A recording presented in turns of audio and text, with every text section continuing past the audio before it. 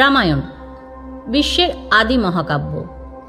24,000-এরও বেশি শ্লোকে সংস্কৃত ভাষায় রামায়ণ সৃষ্টি করেন আদিকবি মহর্ষি বাল্মীকি। এই তথ্যগুলো আমাদের অনেকেরই জানা, যার বেশিরভাগটাই আমরা আমাদের দাদু, ঠাকুমা, দিদিমা এনাদের কাছ থেকে গল্পের আকারে শুনেছি। কিন্তু এখন তো গল্প পড়া বা গল্প শোনার দিন শেষ। ইবুক আর কেন্ডেলের যুগে বাচ্চারা এখন ডিজিটাল মাধ্যমেই গল্প পড়বে বা শুনবে, সেটাই স্বাভাবিক। তাই যুগের বাস্তব অগ্রগতি মেনে ভাষা ও ভবিষ্যৎ চ্যানেল ডিজিটাল মাধ্যমে আমাদের ভবিষ্যৎ প্রজন্মকে উপহার দিতে চায় আমাদের গর্বের মহাকাব্যের এক যুগোপযোগী আপাত সহজবোধ্য রূপ, যা মূল বাল্মীকি রামায়ণকেই গল্পের আকারে বলার চেষ্টা করা হয়েছে। তবে শুধু রামায়ণের গল্প নয়, রামায়ণের অনুষঙ্গে আরও যে পৌরাণিক চরিত্ররা এসেছেন তাদের সকলেরই চিত্রায়ন করার এখানে চেষ্টা করব। রামায়ণের আগের পর্বে আমরা শুনেছি যুদ্ধযাত্রা শুরু হয়েছে। রাম, লক্ষ্মণ, সুগ্রীব, অঙ্গদ, নীল প্রমুখ বীরের নেতৃত্বে বানর আর ভল্লুকরা ঘিরে ফেলল গোটা লঙ্কাপুরী, অবরোধ করল সব প্রবেশ পথ। তাদের গর্জনে কেঁপে উঠল সারা লঙ্কা। রাম আর লক্ষ্মণ লঙ্কাপুরীর উত্তর দ্বার আক্রমণ করলেন। নীল, মৈন্দ এরা পূর্বদ্বার, অঙ্গদ, ঋষভ, গবয়, গবাক্ষ এরা সবাই মিলে দক্ষিণ দ্বার, আর হনুমান পশ্চিম দ্বার অবরোধ করলেন। আর প্রজঙ্ঘ, তরস প্রভৃতিদের সঙ্গে সুগ্রীব মধ্যদেশ অবরোধ করলেন। মানে সবাই মিলে আস্তে আস্তে ভাগ ভাগ করে সমস্ত লঙ্কাপুরীকে আক্রমণ করলেন একসাথে। কোটি কোটি বানর সেনা তাদের সঙ্গে গেল। সাগরের ঢেউয়ের মতন সশব্দে লঙ্কার প্রাচীরে সমস্ত বানর সেনা আক্রমণ করলো, কেঁপে উঠল লঙ্কাপুরী। রামের আদেশে অঙ্গদ এক লাফে উঠে গেল আকাশে, তারপর সোজা একেবারে রাবণের সভায়। অমাত্য বেষ্টিত হয়ে রাবণ তো বসে আছে, সে তো অঙ্গদকে দেখে হকচকিয়ে গেছে। রাবণকে অঙ্গদ বললেন, আমি রামের দূত, বালির ছেলে, তুমি নিশ্চয়ই আমার নাম শুনে থাকবে। রাম তোমাকে বলেছেন যে তুমি বেরিয়ে এসে রামের সঙ্গে যুদ্ধ করো। আমাকে এই কথা বলতে রামচন্দ্র পাঠিয়েছেন যে তুমি তোমার পৌরুষ দেখাও। তুমি যদি পুরুষ হও তবে তুমি এইভাবে লঙ্কাপুরীর মধ্যে বসে থাকবে না, তুমি লঙ্কাপুরী থেকে বেরিয়ে এসো, বেরিয়ে এসে রামের সঙ্গে যুদ্ধ করো। তোমার তো কোনো ভয় নেই, দেব, দানব, যক্ষ, গন্ধর্ব এরা তোমার শত্রু বটে, কিন্তু তুমি তো এদের দ্বারা কখনোই বধ হবে না, অবদ্ধ তুমি এদের দ্বারা। তাহলে তুমি কিভাবে নিহত হবে সেটা রামচন্দ্র জানেন। তুমি এসো, তুমি যদি এখনো সময় আছে, তুমি যদি বৈদেহীকে সসম্মানে ফিরিয়ে দাও তাহলে কিন্তু তুমি বেঁচে যাবে, আর তা যদি তুমি না করো তবে কিন্তু তুমি নিহত হবে এবং তোমার এই ঐশ্বর্য বিভীষণ পাবে। রাবণ তো প্রচন্ড রেগে গিয়ে তার মন্ত্রীদের বললেন যে এই দুর্মতিকে ধরে বধ করো। সঙ্গে সঙ্গে 4 জন রাক্ষস অঙ্গদকে ধরল, আর অঙ্গদ করলো কি, তাদেরকে সঙ্গে নিয়েই আকাশে উঠল, আর আকাশে উঠে তাদেরকে ঝেড়ে মাটিতে ফেলে দিল। ব্যাস, তারা যেই পড়ে গেল সঙ্গে সঙ্গে তো মরে গেল। আর রাবণের প্রাসাদের চূড়া ভেঙে অঙ্গদ নিয়ে এলো রামের কাছে। এইবার তো ভয়ানক যুদ্ধ শুরু হলো। রামের আদেশ পেয়ে বানর বাহিনী ঝাঁপিয়ে পড়ল লঙ্কার ওপর। দুই পক্ষের ভীষণ যুদ্ধ শুরু হলো। ইন্দ্রজিতের সঙ্গে অঙ্গদ, জম্বুমালির সঙ্গে হনুমান, নিকুম্ভের সঙ্গে নীল, প্রঘসের সঙ্গে সুগ্রীব, বিরূপাক্ষের সঙ্গে লক্ষ্মণ এবং অগ্নিকেতু প্রভৃতি 4 জন রাক্ষসের সঙ্গে রাম একা যুদ্ধ করলেন। ইন্দ্রজিৎ অঙ্গদকে গদা দিয়ে আঘাত করলেন। অঙ্গদ সেই গদা দিয়েই ইন্দ্রজিতের রথ, ঘোড়া, সারথি সব নষ্ট করে দিলেন। হনুমানের হাতে প্রাণ হারালেন জম্বুমালি। সুগ্রীব প্রঘসকে পুরো গাছের মতন কচু কাটা করা যাকে আমরা বলি সেইভাবে বধ করলেন। লক্ষ্মণের হাতে বিরূপাক্ষ বধ হলেন। রামের সঙ্গে যে 4 জন রাক্ষস যুদ্ধ করছিল সেই 4 জন রাক্ষসই রামের হাতে নিহত হলেন। নীলের হাতে নিকুম্ভের সারথি মারা গেল, আর সুসেনের হাতে বিদ্যুন্মালী মারা গেলেন। সূর্য অস্ত গেল। এইবার সূর্য অস্ত গেলে নিশা যুদ্ধ শুরু হলো। মানে রাত্রিবেলা যুদ্ধের আলাদা টেকনিক হতো তখন, তাকে বলা হতো নিশা যুদ্ধ।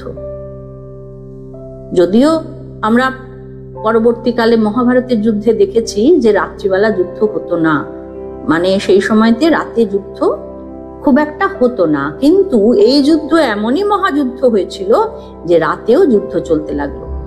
অন্ধকারে বানর রাক্ষস চিৎকার করে পরস্পরকে মারতে লাগলো। রাক্ষসরা তীর মারতে মারতে রামের দিকে এগোতে লাগলো, আর রাম একসঙ্গে 6টা তীর নিক্ষেপ করলেন। সেই 6টা তীরের আঘাতে সমস্ত শয়ে রাক্ষস মরতে লাগলো। রামের তীরে মৃতপ্রায় হয়ে পালালেন মহা রাক্ষস বীররা। অঙ্গদের কাছে হার মেনে প্রচন্ড ক্ষিপ্ত হয়ে উঠলেন ইন্দ্রজিৎ।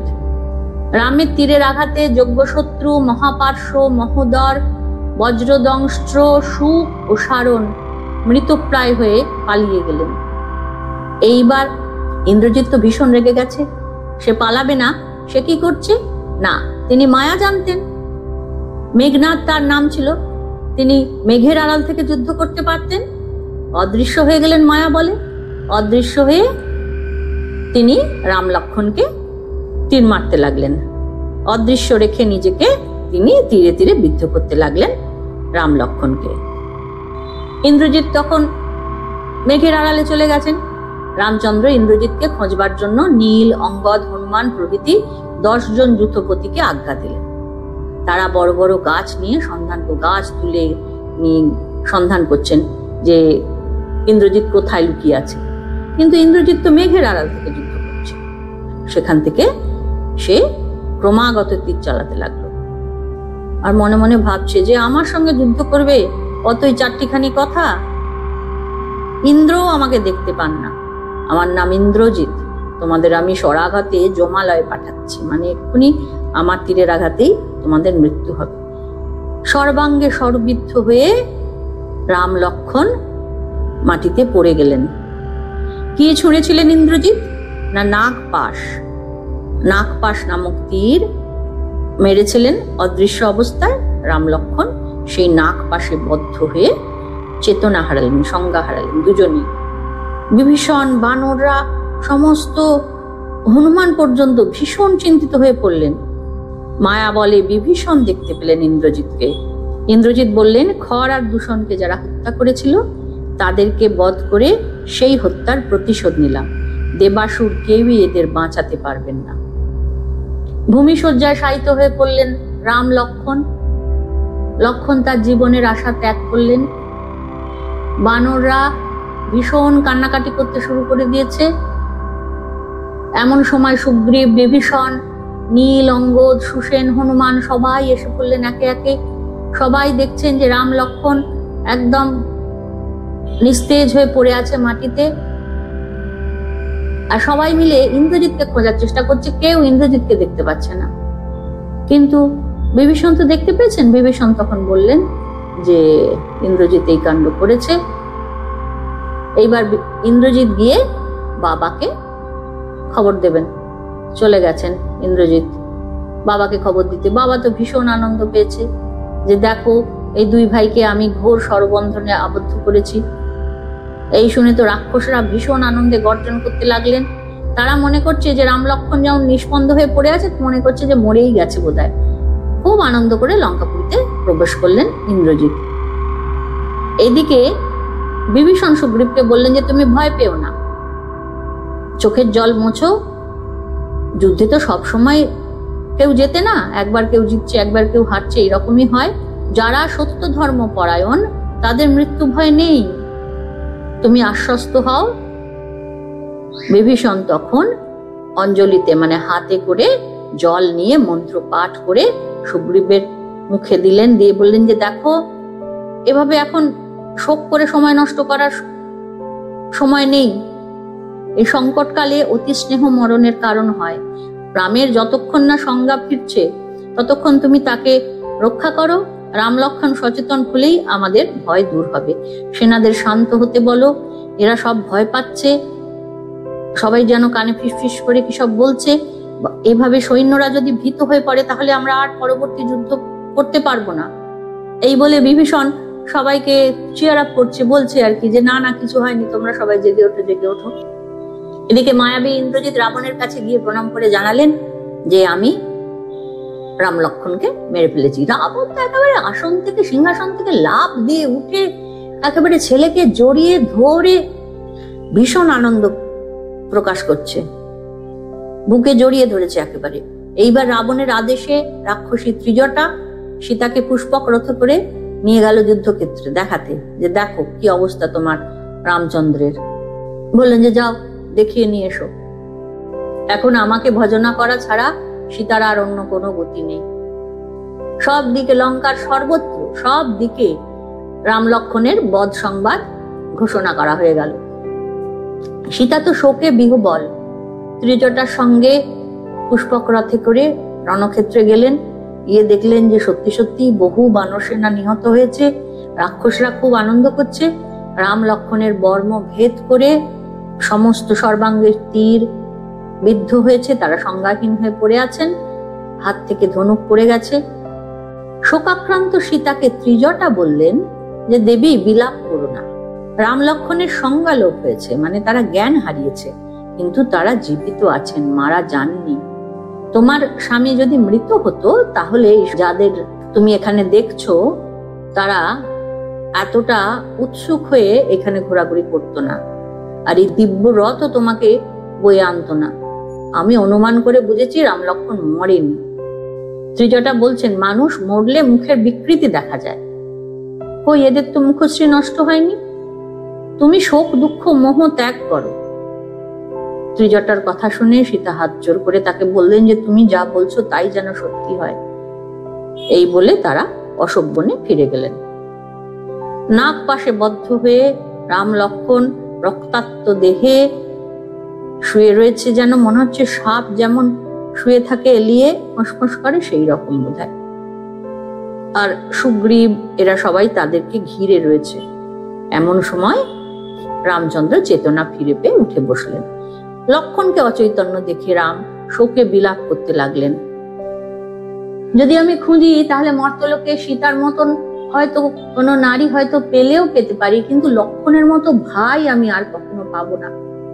যদি এই মারা গিয়ে থাকে, লক্ষণ যদি মারা যায় তাহলে আমিও প্রাণ ত্যাগ করবো। আমি কিছুতেই একা অযোধ্যায় ফিরে যেতে পারবো না। আমি গিয়ে কি বলবো লক্ষণের মাকে? ওই সন্তানহীনা মাতা সুমিত্রাকে আমি কি বলে প্রবোধ দেব? আমি পারবো না। সুগ্রীব, তুমি তোমার সেনা নিয়ে ফিরে যাও। আমার জন্য তোমরা সবাই যথাসাধ্য করেছো, কিন্তু দৈবকে তো কেউ অতিক্রম করতে পারে না। এমন সময় বিভীষণকে আসতে দেখে বানররা ইন্দ্রজিৎ মনে করে ভয় পালাচ্ছে। বানরদের এত ভয় পেয়ে গেছে, ওরা রাক্ষস এমনিতেই তো। বানররা বানর অর্থাৎ তারা মানুষের থেকে কিঞ্চিত নিচুতে বসবাস করে, কিছু নিচু জাতির, তাই জন্যই তাদের বানর বলা হয়। এবার আর রাক্ষসরা তো একদমই একটা ভিন্ন প্রজাতি, তারা কখনো দেখেনি, খুব ভয় পেয়ে গেছে। বিভীষণ এসে রাম সুগ্রীবকে আশীর্বাদ করলেন, জাম্ববান বানরদের আশ্বাস দিয়ে ফিরিয়ে আনলেন যে ওরে বাবা, এই ইন্দ্রজিৎ নয়, তোমরা এসো এসো। এবার বিভীষণ এসে রাম লক্ষণের চোখ মুছিয়ে দিয়ে বলল যে আমার ভাইপো দুরাত্মা ইন্দ্রজিৎ কুটিল উপায় এদের এই দশা করেছে। এটা যুদ্ধের আড়াল থেকে যুদ্ধ করাটা যুদ্ধের নিয়ম নয়। যাদের বিক্রমে নির্ভর করে আমি প্রতিষ্ঠা লাভের আশা করেছিলাম তারা এখন মৃত্যুশয্যায় শয়ান। আমি এখন বিপন্ন, আমার রাজ্যের আশা দূর হয়েছে, অর্থাৎ আমার আর রাজ্যের আশা করি না। এই অবস্থা তো রাম লক্ষণের উপরেই আমি ভরসা করেছিলাম, তাদেরই এই অবস্থা, মৃত্যুশয্যায় তারা। রাবণের সংকল্প সিদ্ধ হয়েছে। বিভীষণকে আলিঙ্গন করে সুগ্রীব বললেন, ধর্মজ্ঞ, তুমি লঙ্কার রাজ্য পাবে, রাবণের ইচ্ছা পূর্ণ হবে না, তুমি এত ভেঙে পড়ো না। রাম লক্ষণ গরুরের আশ্রিত, এরা মূর্ছা থেকে মুক্ত হয়ে রাবণকে সবান্ধবে যুদ্ধ করে বধ করবেন। তারপর সুগ্রীবের পাশে রয়েছেন শ্বশুর মশাই সুসেন। তাকে তিনি বললেন যে রাম লক্ষণ যতক্ষণ অচেতন থাকেন ততক্ষণ আপনি এদের কিষ্কিন্ধায় নিয়ে গিয়ে রাখুন। বানর বীররাও আপনার সঙ্গে যান, আমি রাবণকে সব অংশে বধ করে সীতাকে উদ্ধার করব। সুসেন বললেন, পুরাকালে আমি দেবাসুরের সংগ্রাম দেখেছি।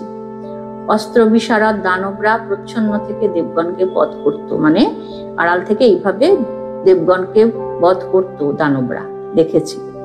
দেবগুরু বৃহস্পতি মন্ত্র ও ঔষধি দ্বারা সংজ্ঞাহীন দেবগণের চিকিৎসা করতেন। দেবগুরু বৃহস্পতি তিনি ওই যে যারা অজ্ঞান হয়ে যেত সেই দেবগণকে মন্ত্র আর ঔষধি দ্বারা চিকিৎসা করতেন। সেই দিব্য ঔষধির নাম মৃত সঞ্জীবনী বিশল্যকরণ। যেখানে অমৃত মন্থন হয়েছিল সেই ক্ষীরোদ সাগরে চন্দ্র আর দ্রোণ এই নামক 2 পর্বত আছে। সেখান থেকে পবন নন্দন অর্থাৎ হনুমান গিয়ে সেই পরমৌষধি নিয়ে আসুন। অর্থাৎ ওই হিমালয়ের উত্তরে বলে দিলেন তিনি যে কোথায় আছে, সেইখানে হনুমানকে যেতে বললেন যে বিশল্যকরণী নিয়ে আসতে।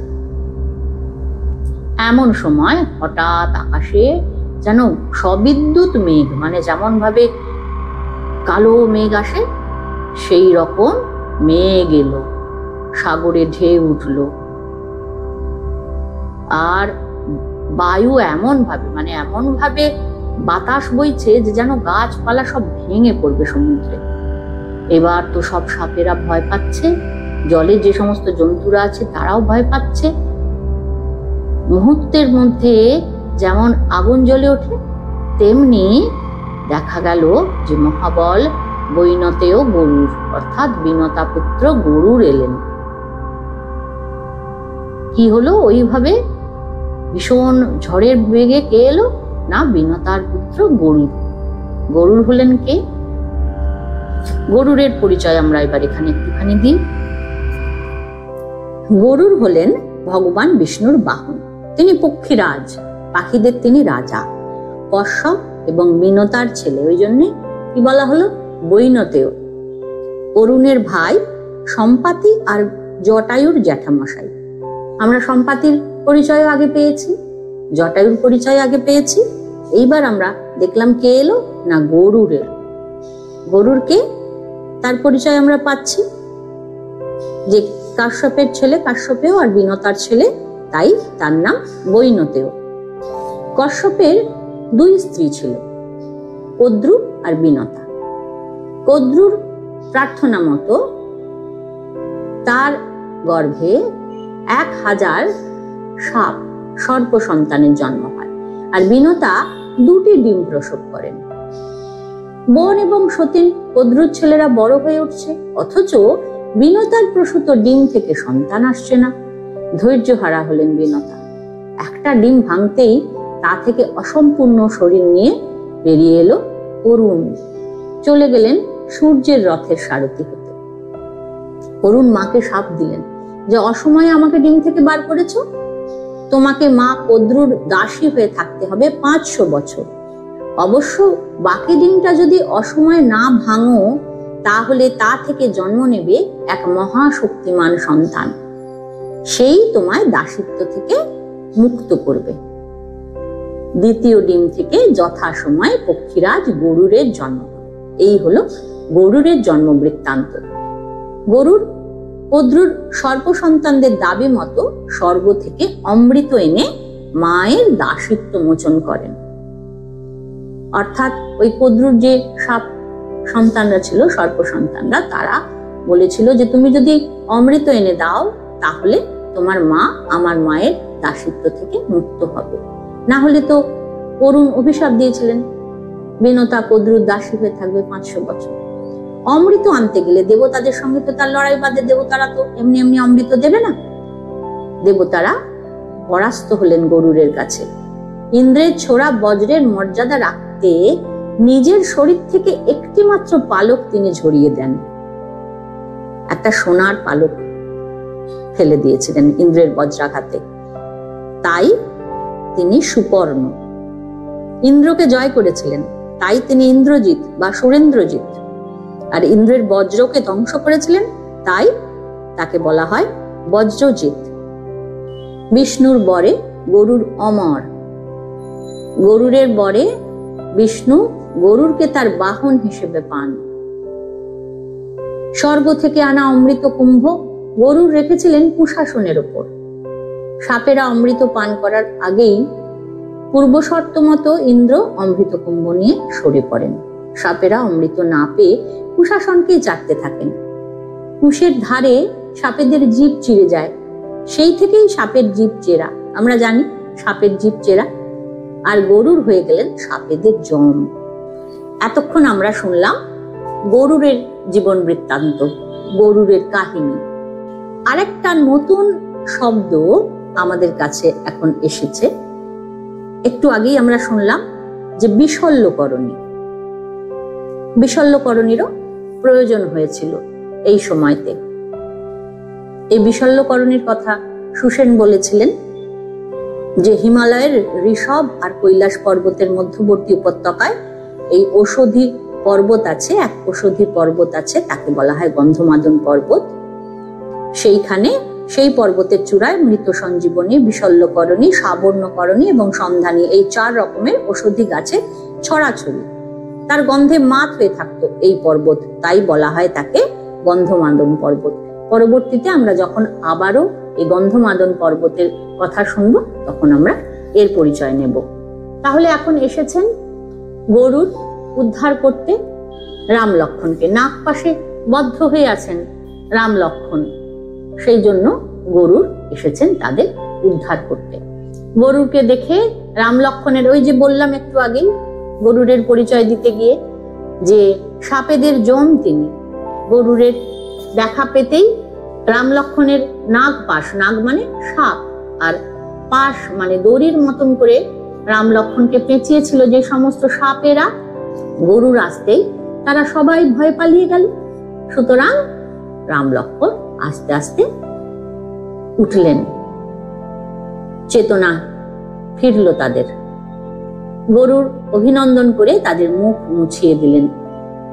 গরুরের স্পর্শ মাত্র রাম লক্ষ্মণের ক্ষত দূর হলো, কান্তি, বীর্য, উৎসাহ, বুদ্ধি, স্মৃতি দ্বিগুণ হলো। গরুর তাদের উঠিয়ে আলিঙ্গন করলেন। সুসেন হনুমানকে বলেছিলেন দেবাসুরের সমুদ্র মন্থনের জন্য বিখ্যাত ক্ষীরোদ সাগরের চন্দ্র আর দ্রোণ পর্বত থেকে মৃত সঞ্জীবনী আর বিশল্যকরণী ঔষধি আনতে। তার আর প্রয়োজন হলো না। চারিদিক কাঁপিয়ে যখন গরুর এসেই পড়েছেন তখন গরুর তার স্পর্শে দুজনকে সম্পূর্ণ সুস্থ করে দিলেন।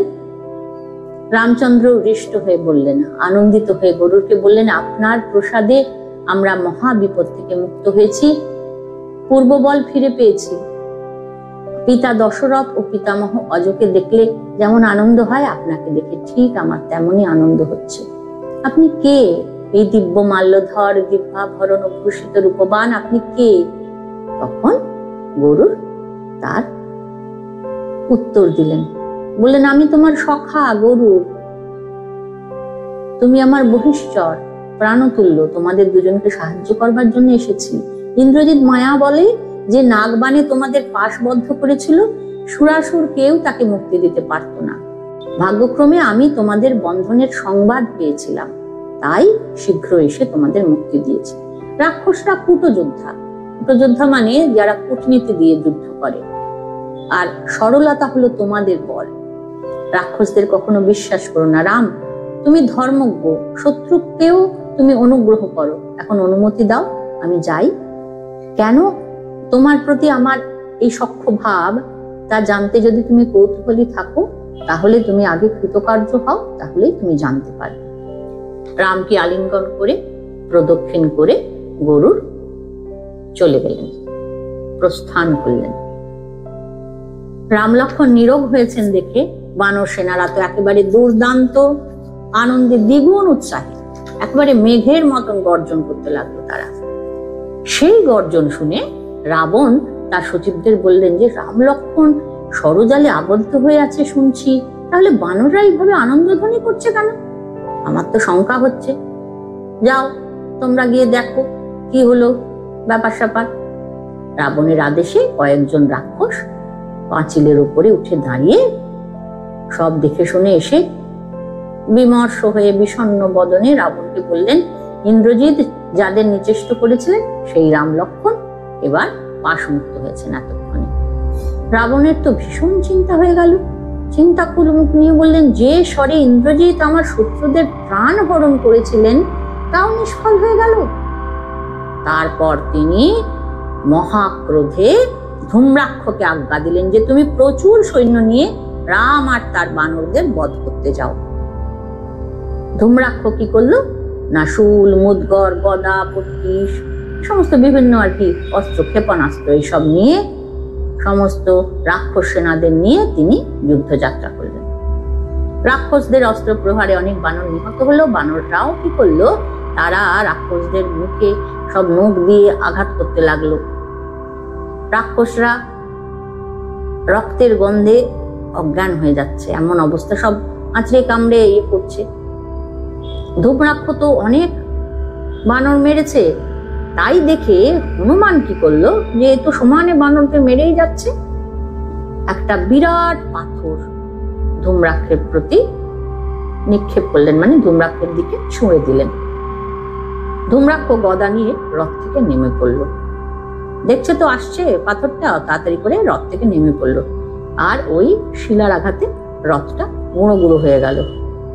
এবার ধূম্রাক্ষ করলেন কি, তার ওই কণ্টকময় গদা, মানে গদাটা কাঁটা কাটা গলা, সেই গদাটা হনুমানের মাথা লক্ষ্য করে ছুঁড়ে দিলেন। হনুমান তো ওইসব গদা ফদা কোনো গ্রাহ্যই করলেন না, একটা পাহাড় তুলে একদম ছুঁড়ে দিল, পুরো একটা পাহাড়, শুধু একটা পর্বত ছুঁড়ে দিল ধূম্রাক্ষের দিকে।